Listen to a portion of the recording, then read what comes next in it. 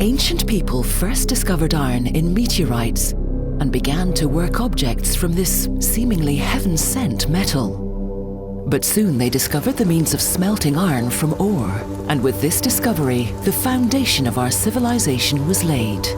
The Iron Age was born.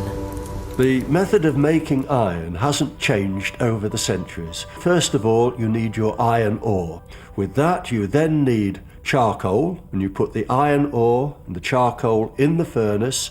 You create the heat by putting a blast into the furnace with bellows, and you eventually end up with a bloom of iron.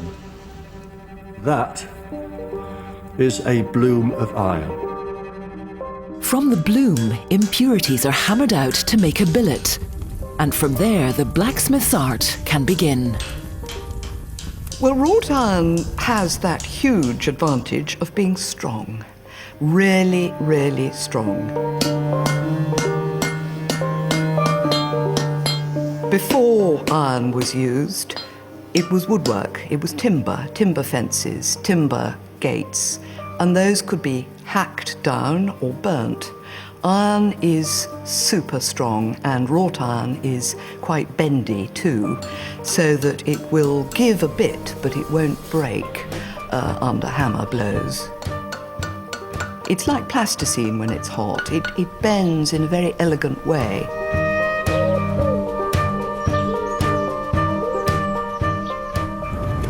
With fire, hammer, tongs and anvil, the blacksmith could make whatever he could forge. The only limit was the amount of iron available and the blacksmith's imagination. Then, as today, the smith's craft offers the possibility of both practical purpose and artistic ambition. When you've got a piece of yellow hot iron under the hammer, it will move, but you've got to make it move the way you want it to, because it will go anywhere it wants otherwise. So you've got to get that hammer to come down on the metal at exactly the right angle, and to stop working it when it gets too cold. A blacksmith will put his character into his work, because that's his personality. Their work becomes individual. And this is the nice thing about, being handmade. We are so used today of taking things off the shelf and they are always the same. Well, years ago they weren't.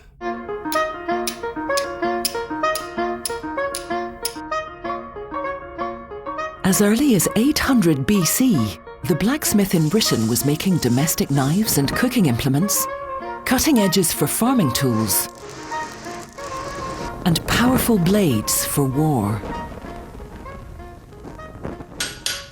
The man behind these creations would become society's most important craftsman.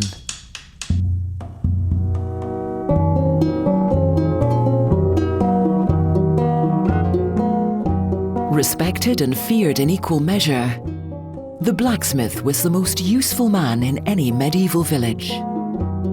I think the blacksmith was a central figure in society, certainly in the Middle Ages and right through, probably in villages, until the 19th century.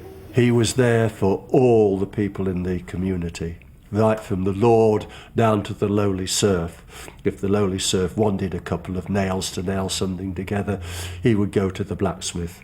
Everybody had access to him. We made not just our own tools, but everybody else's tools as well. Without their tools, they couldn't work. So you daren't upset the blacksmith.